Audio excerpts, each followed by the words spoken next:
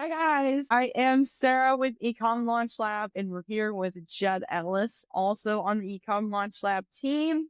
And we are co-founders of the ECOM Launch Lab and Mavis. And we're excited to talk to you about offers today. I think this is a compelling topic that Sarah and I talk about every single day. This has transformed our business, our approach to running a business, our approach to working with our customers, with creating ads. Everything has totally stemmed from what we're going to talk about today. This ideally will be the kind of conversation that anyone listening to will be able to walk away with, like a whole list of things that they can implement and transform their business as well. Absolutely. Let's do it. The first thing I think we would point out is that most people watching this are thinking about running ads because we have a Skool group dedicated to running ads, right? ECOM Launch Lab is, focused on like meta ads, getting your business out there. But the step that most people miss, and the most common question that's come up in ECOM Launch Lab, has actually had to do with everything that happens before running ads. There's a lot of prep work that has to go into running ads. Running ads actually should be the easy part. Yeah. So what we're going to talk about today is how to craft an irresistible offer before you even think about running ads. Yeah. So an offer, let's define what an offer is. So an offer is not just the product that you are selling, it's all the value that you provide to your customers. So like for an example, if you're a lawn care company, then your product is obviously lawn care. But you can give a lot more value to your customer by having quick communication, having upfront pricing. Like if they have a concern about their lawn, you're going to, do everything you can to fix that problem or show that you're doing everything you can to fix the problem. Value is a lot more intangible than just the product. It's about like what is the product doing for that person? Or we like to say, like, what job is it fulfilling in their life? I think what that all comes down to is making sure that what you're offering to your audience is actually valuable. Like what you just described with lawn care, there's a billion and one lawn care businesses, but what is the actual value that you provide to your customer? If you understand what's important to your customer about lawn care, that shapes the way you approach everything from, like you said, the way you communicate with your clients, the pricing, the services you offer. Everything is influenced by what job that customer is trying to fill in their life. And so, like, if we're going to fix your ads, people come to the group and they're like, I want to fix my ads or make them work better. The number one problem you got to come back to before even addressing the ad issue is what value you're providing to your people. Like, fix your offer first. That's number one priority. Because if you skip that, if you don't take the time to really well define your offer and who you're serving, even the best ads won't save you. That is very true. I like this lawn care example. So we know what an offer is. It's all the value you're providing. Actually, yeah, let's back up. Let's talk about value for another second. So value is what drives all of commerce. It's what drives everything. It's like basically, what am I getting out of this relationship? Basically, like if I'm going to buy your service, what am I getting? Like you're getting my money, but what am I getting? And for some reason, giving you money is valuable to you too. So there's like a trade of value going on. And yeah, another thing that we use all the time is Alex Hormozi's value equation. It's from his book, $100 million Offers. My laptop is actually sitting on that book right now, but It's providing value to you. yeah, exactly. In a lot more ways than one. So in his book, he talks about the value equation. So what that is, it's basically like his perception of, or his take on what makes up value. It's super in depth, and it has driven a lot of what we've done in our business, because essentially he says that value, right? If we're talking the equation, value equals your customer's dream outcome times their perceived likelihood of achievement divided by the time it will take for them to accomplish that and the effort and sacrifice that it requires. So the entire idea is that the more value, your customer will get more value out of what you offer them if you can make the top line super high and reduce the bottom line to as close to nothing as possible. Because that way you understand what they're trying to accomplish. You make it so that they perceive that accomplishment as being super within reach.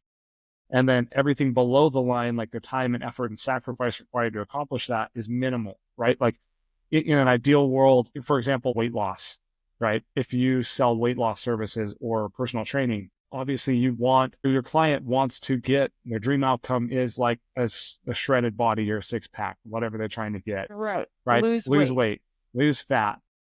And they want to feel very confident they're going to do that if they work with you. And then the bottom line, they want to minimize the amount of time and sacrifice it takes for them to do that. Meaning, if they see two personal trainers, one of them is offering, hey, I'll help you lose weight, but you have to go to the gym 7 times a week for 3 hours a day, and you have to give up all your favorite foods, versus personal trainer number 2, who's like, hey, you've never worked out before. Let's start by working out 2 to 3 times a week for 15 minutes. And yeah, you could still eat ice cream every week, and we'll work like to help you lose weight quickly with all of those parameters in place, right? So we're trying to maximize the dream outcome of your audience, maximize how likely it is that they achieve that dream outcome, and minimize the amount of time, effort, and sacrifice that they have to put in to accomplish that. If you can present your audience with an offer, meaning a package of value, whether that's a product or service or whatever it is you do, coaching,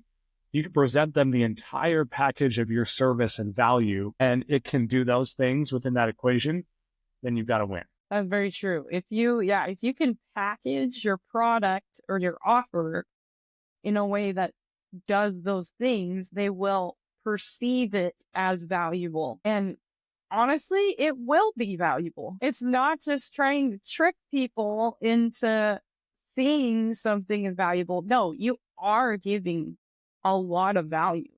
And obviously that's where people go wrong. That's where scammers come from. Is just presenting an offer that seems too good to be true, right? But if you have to back it up with real value, with action, with a real product. I was going to say, going into that, I actually wrote down an example here of 2 different weight loss programs, kind of leaning into that example. But if you have weight loss program number 1 that says lose 20 pounds in 30 days, 100% money back guaranteed, versus join our fitness membership and work hard to see results over time, which one of those? Yeah, it's like, yeah, go do push-ups, go do burpees, right? Eat broccoli and you'll lose weight eventually, right? Like, which one of those is going to be more or have higher perceived value? Now, like you just said, that value has to be backed up. Like the promise has to hold weight. For you to actually provide an offer of value, you have to deliver on that value. But being able to package it tells you exactly how you need to structure your business to deliver on those things that are most important to your client or your customer, or your audience. Right. Well, yeah, let's talk about audience. If you have a product already, most people already have a product they want to sell, or they have like something to offer, right? They have this valuable thing that they want to offer people, right? And that's why they're looking. That's why you're here. That's why we're here. We're looking to make money by offering something valuable to someone. So how do you target your audience? Like, who wants that product? Where do you go? What do you do? Biggest thing, and I'm going to share this. This is kind of a controversial take, but a lot of people coming into this group or watching this video, like you said, already have something picked out, like a product or service. And what's funny is that most of the people in that situation have chosen their product or service for a reason, right? A lot of them have some kind of personal experience with it. Some of them, maybe their product or service is simply just a vehicle to make money. Like, you see a certain product and say, well, a lot of people buy this, so I'm going to sell that. That's great. That's cool. But you run the risk of having a solution in search of a problem. And that's what we want to avoid by talking about our audience and the offer right here, is that if you have a solution in search of a problem, it means that you have already chosen and become too deeply ingrained in the thing that you do or the thing that you sell that you haven't taken the time to understand if it's actually valuable or solving a real problem for your audience. So what we're going to do here is we're going to break down how do you identify your audience. And honestly, it might hurt. Some people watching this might have to completely rethink the way they're approaching their business if they actually take the time to do this exercise. But guys, I promise you that most of the problems that you have with marketing your current product will be solved if you take the time to identify what audience you're serving and how you can best serve them. That sounds so simple. It sounds stupid, but it is like the most basic thing that a lot of people skip over. So to answer your question, like talking about an audience, your ideal audience should be someone that you understand. You are best positioned to serve the person that you are or once were. So if you like have a personal thing that you've overcome in your life, right? It can be really deep and personal, obviously. Like, I know people who have lost a lot of weight and have turned around to become a personal trainer because of their experience. It can also be something that's just kind of a silly annoyance, right? Like maybe you found a way to clean up and organize your house or whatever it is. It doesn't have to be too super specific, but if you target people that are like you and have similar dream outcomes and pain that you've experienced, guys, it is so much easier to identify those things. Like it becomes so much easier because you don't have to guess. You've already lived that. You know what they experience and you can tailor your offer better because you know what it's like to be that kind of person. Right. So I think, yeah, what Judge just went over is the first criteria point when you are looking for an audience. There's four.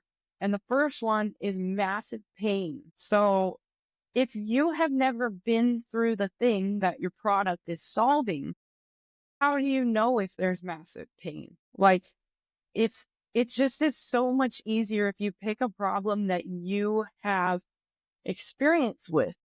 Like I'm going to use this example. There was a part in me and Judd's life when we were deciding on different businesses we could start, and we were going through these criteria points, and we mislabeled the massive pain where we said, oh, hey, dentists want to, start their own practice, but they all have these loads of debt that they, can't go start their own practice, or they don't know how to do it, or blah, blah, blah.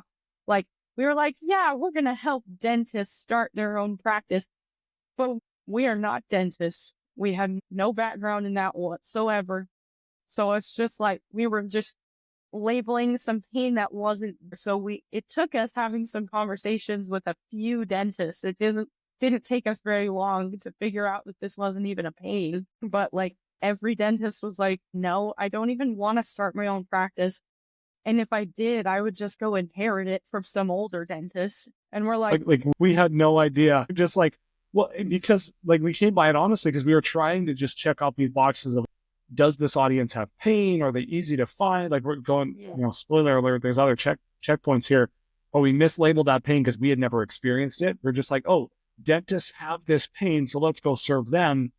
And then like Sarah said, we realized, wait, we're completely projecting our own experience of, yeah, we want to start a business. And starting a business. Yeah.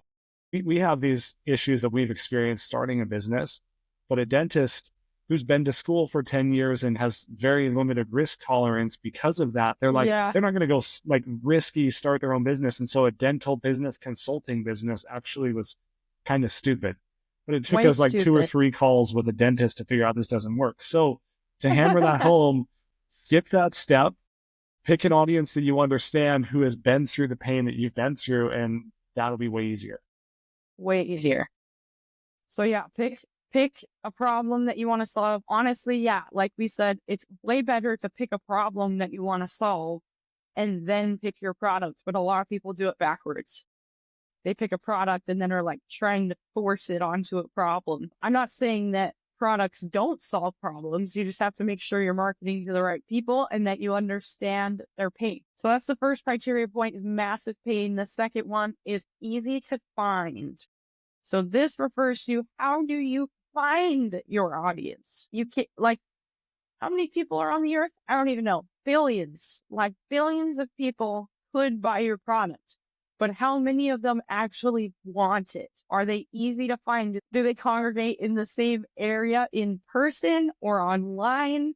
Like those kind of things. But they have to be easy to find, easy to spot, easy to contact, or they won't know your product exists. So yeah, choosing people who are easily identifiable in groups or have shared characteristics, right? Like that makes your life that much easier when you go to market. The third point is really, really important. And a lot of people actually miss this one too. It's the ability to pay. Now, this doesn't mean that you should only target millionaires with your businesses. What it does mean is that the people that you are serving need to be capable of paying for your product or service, right? What you're So, asking. Yeah. or what you're asking, right? Or what it's worth. So for a super crazy example, looking back at, again, Alex Hormozi's book, I'd call this kind of an informal book club review of $100 million offers. Like if you guys want more of this, please go read that book. Transformational. We're not paid by Alex Hormozi. I wish he was. That'd be cool. If anybody can tag him in that, let's do it.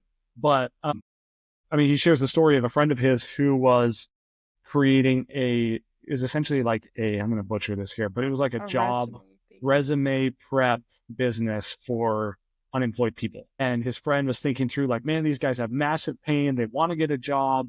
Like, this is super valuable. Well, and his product worked. He talked about how it actually worked great. It got people jobs. But when it came time for him to get paid, none of these people had money to pay him.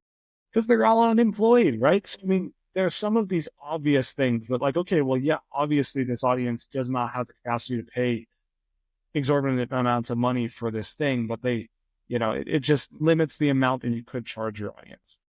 So you have to make sure that your audience is able to pay in proportion to the value that you're going to be able to provide.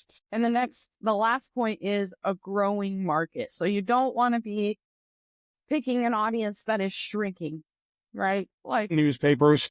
I was going to say, yeah, newspapers is a good example in the book. Or we were just talking about this, drive-in movie theaters. There's some humorous, obvious ones. Yeah. Obvious, like drive-in movie theaters. No, we live in Utah and there used to be like 4 or 5 and now there's only 1. Yeah. So anyway, that's not a good market to get into right now. So, I mean, you want to make sure that your audience is growing. Generally speaking, they are. Now, I will just mention, we spent a lot of time agonizing over these 4 criteria points. Don't overthink it.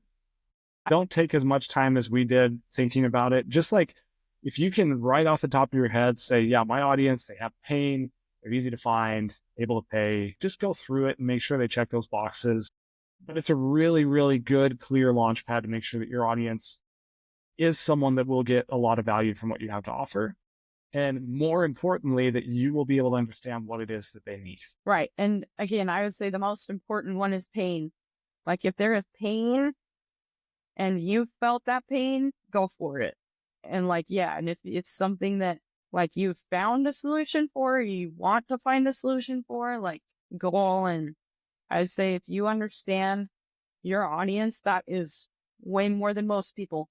So yeah. One quick caveat with audiences is the importance of niching down. We run into this all the time. Small business owners that are starting out, they get so excited. And we ran into this. We ran a real estate investment business for the last couple of years. And at first, it was really tempting for us to just pick up any deal that came our way. Yeah. Right? Like any single opportunity related to real estate, if people brought it to us, we'd say, hey, yeah, count us in, let's do it. And we realized really quickly that seriously limited the value we could provide, and that we had to niche down to only serve a select type of situation or a specific type of property. And to be honest, as soon as we niched down from one year to the next, we at least doubled our revenue just from niching down. Yeah. So, I mean, just won't go too deep into that, but I will just say, don't fall into the trap of wanting to serve everyone. It's tempting, I know, because odds are you probably don't have money as a new business owner, and anyone who's willing to give you money, you want to serve them. But at the same time, like once you've identified your audience, get specific and try to serve them, because if you can figure out a specific problem for a specific niche, you're going to be way better positioned to actually provide real value to them than trying to spread yourself thin over a very wide, undefined audience. It'll make it way easier to decide what to do when you serve them, what your product is. Again, up to this point, we haven't even identified a product, like not even close. That's not even for a few steps.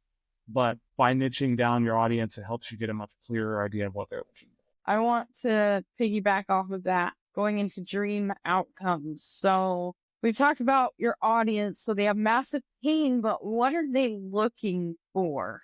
Like what do they want from that massive pain? Like, yeah, Joan talked about earlier, like somebody who's fat and, depressed and whatever, like wants to be happy and lose weight, right?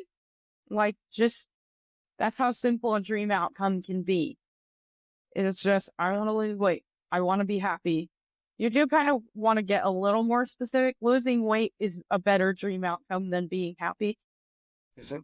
But yeah, with that, don't overthink the dream outcome too much. And sometimes it might just be like make more money or, yeah, what job is this fulfilling in their lives? Like, what is the dream outcome? I was going to use the lawn care example again for this and combine it with a niche example. So like if you're a lawn care company and you're just starting, you don't really know your niche, but you've been a rental property owner before. And you've been like, okay, well, I know for sure that landlords hate it when their tenants don't take care of the lawn because it's expensive to repair and it just eats up all their profits. I know because I've had to deal with that before, right? So actually a very strong niche for them would be I specialize in rental properties. And that actually would be an awesome niche. And then the dream outcome for your audience is not, I want my lawn to look good. It's, I want the cheapest lawn care and the fastest lawn care that also looks good. Like it's a totally different dream outcome than if you're going to specialize in like large, rich estates or something. And the service is going to look different. The communication is going to look different. Like the entire value is going to look different. So identifying the dream outcome in your niche actually helps you define your product a lot, I would say. Like, I think that's the single biggest driver here, that if you know what your audience is trying to accomplish, I would even take it a step further. That is going to put you way far ahead of most business owners if you can understand that much, like what your audience is trying to accomplish. But if you can also figure out why they're trying to accomplish it, that's when you can become an innovator. Because at the end of the day, anyone can serve to an audience's dream outcome if they want to, lose weight, right? But why is it important for them to lose weight? Depending on the type of audience that you're looking for, that answer is going to be different. Why is it important? Is it because they want to feel confident? Is it because they have events coming up that they want to prepare for? Like, is it for health concerns, like people who have prediabetes that are trying to maintain their weight and manage the condition? Again, this is going into the weeds of an example, but if you can identify what your audience is trying to accomplish, that's step one, puts you miles ahead of most business owners. But then by uncovering why it's important to them, will allow you to innovate and create a solution that maybe they didn't even know they needed, but once they see it, it's a no-brainer for them. So those are some thoughts about dream outcomes. Just get crystal clear on what your audience is trying to accomplish, and bonus points if you can figure out why. That comes most easily with experience. If you have personal experience with your audience's pain and dream outcome, answering those questions should be easy. If you interact regularly with your audience, those questions should come easy. But we're going to go into the next step that segues into this. As you identify their dream outcome, next step in crafting your offer is figuring out what's preventing your audience from accomplishing that dream outcome. Just list every single thing you can think of, like mindset blocks, time constraints, tech issues, financial concerns. Yeah, get insights from your own struggles, Reddit, customer reviews on products that are supposed to solve that problem, there's just tons of different ways to go through that. And then you're going to go through and just think of a way that you can help solve that problem, every single problem that you encounter with someone trying to reach that dream outcome. What problems are they going to encounter, and how can you solve those problems for them? The clearer that you get on your audience, their dream outcome, why that's important to them, the easier this part will be. The only thing I would add is that these lists should be massive. Like, take the time to go through these lists and think of every single thing that gets in the way of your audience accomplishing their dream outcome.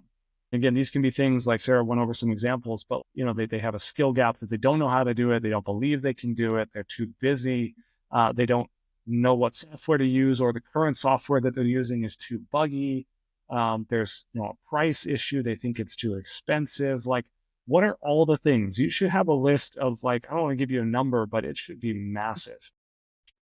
Everything, like, it's specific. You might be repetitive, but just go through all of those problems. And from there, I just have to give a massive plug for the Reddit thing. Like, that was a huge, like, when we were trying to identify pain and problems, like, just look for what people are complaining about. So yeah, product reviews for things that are trying to solve that Reddit.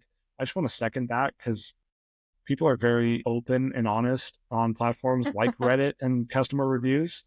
So those are good places to get an idea of what people are struggling with the existing solutions they have.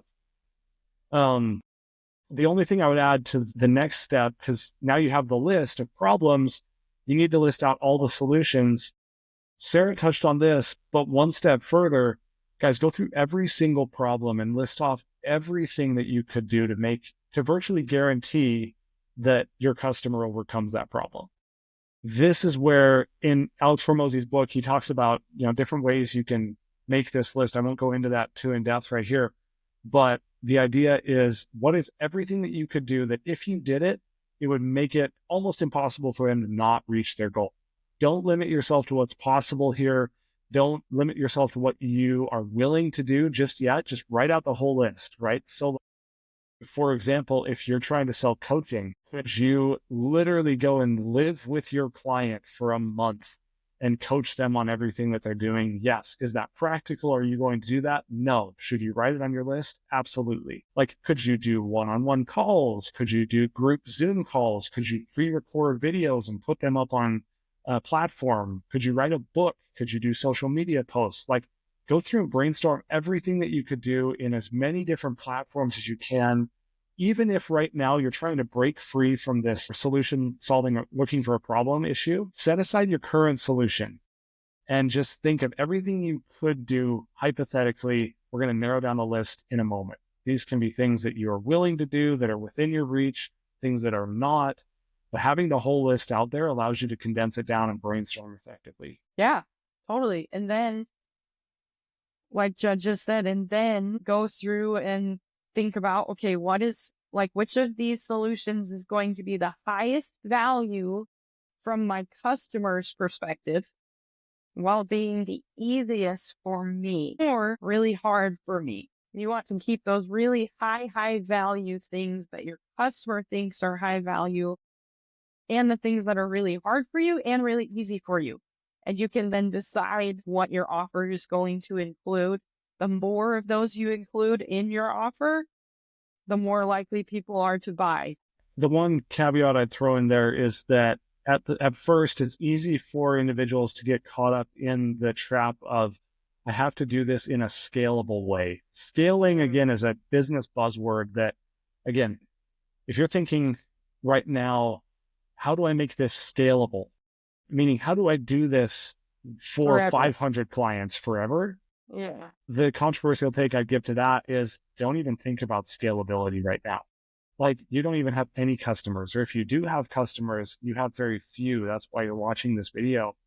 Don't be afraid to bend over backwards for those customers and do things that aren't scalable, just so that you can provide massive value, see what resonates with your clients, and get customer testimonials. Like, if you bend over backwards for those first few clients, that puts you in a position where, yeah, you gain a lot of confidence and trust from them, and then they're more likely to refer people out to you later. But you also get insights into what works and what they value and what resonates with them and what you are willing to do. And honestly, the scaling part comes later, right?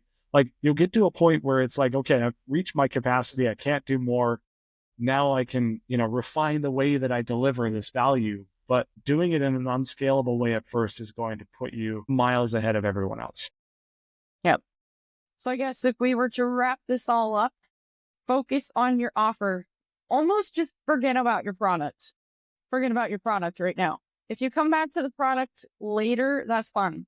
But yeah, think about your offer. What massive problem, what massive pain do you have experience with that you can provide value to other people? Think about those 4 criteria points for your audience.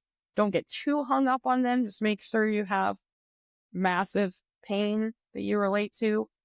Niche down your audience, identify their dream outcome, list out all the problems, list out all the solutions, and then take down all those solutions that are high value to your customers and figure out what you are going to include in your offer, and then just go out and sell. That's it.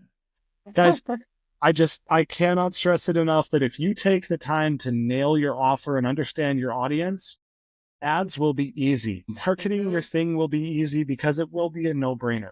So again, to leave you with this, the most high impact, high leverage thing you can do in your business right now is going back and following this process to figure out what your offer is, because then ads and everything else will fall into place later on. Guys, thanks for joining us. So glad you'd spend time with us. Hopefully you found this valuable. This will be released in our ECOM Launch Lab Skool group. So if you're watching this, odds are you're in the group. Feel free to drop a comment with your biggest takeaway. We want to see what you've learned, what you've gained from this, and learn with you. Appreciate you guys.